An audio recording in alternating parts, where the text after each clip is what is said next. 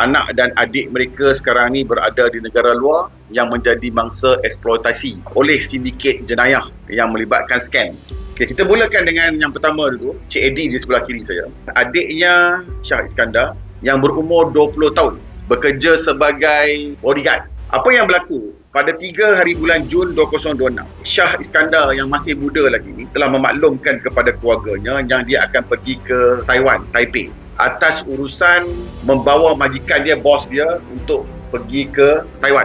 Dia punya kerja, dia escort bos. Dan ini bukan perkara pertama yang dia buat. Sebelum ni dia ada job escort pergi ke Indonesia dan beberapa tempat yang lain lah. Apa yang berlaku setelah 3 Jun, tidak ada komunikasi dan akhirnya mereka mendapat maklumat melalui wakil macam kedutaan lah, tapi dia tak bagi kedutaan dekat Taiwan ni, dia panggil macam Malaysia Friendship, yang memaklumkan bahawa adiknya dah berada dalam tahanan polis. Saya dapat tahu adik saya ditahan 5 hari bulan 6 2026.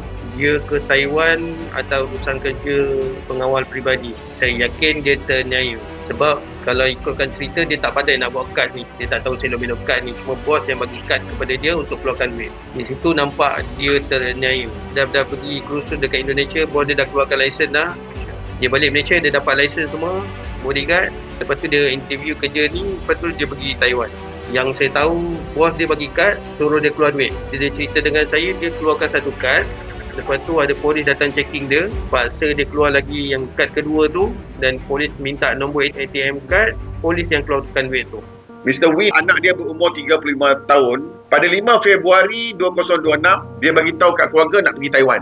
Tapi selepas pada 5 Februari ni dia hilang. Tidak ada hubungan langsung. Pada 5 Mac, bapa dia pergi cek dengan immigration di Batu Pahat dan dapati bahawa anak dia sebenarnya telah keluar pada 5 Februari dan dia telah rujuk AirAsia dan dapat pengesahan yang anak dia naik flight daripada KLIA ke Vientiane. Bila dah sampai ke Vientiane ni, ada 2 saja yang biasanya laku di Vientiane ni kalau hilang. Satu dari sindiket scam online ataupun kaldai dadah. Jangan punya.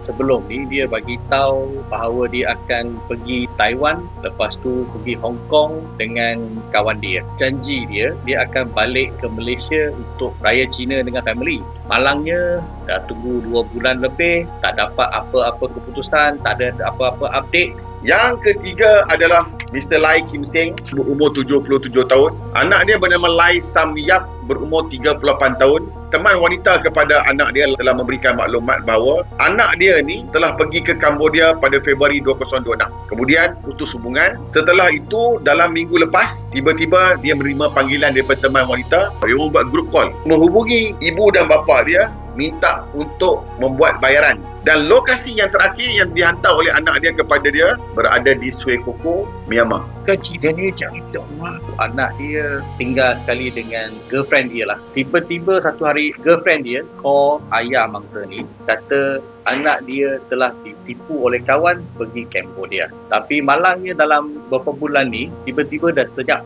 1 minggu sebelum ni, anak dia sendiri pula yang call. Katakan dia sekarang dekat Sri Koko. Katakan nak minta duit lah. Mula-mula nak 40,000 Thai baht, lepas 2 hari 3 hari jadi nak 40,000 US dollar. Yang latest sekali saya tengok video tu, dia nak minta 250,000 ringgit Malaysia. Cepat-cepat nak bank in. Kalau tak, dia akan dibunuh lah. Kita pun tak pasti tu girlfriend tu betul-betul girlfriend ke, planning memang nak eksploitasikan anak dia ke. Tapi harapkan kita minta bantuan juga kedutaan untuk kena pastikan bahawa mangsa ni betul-betul ke sekarang dekat Sri Koko.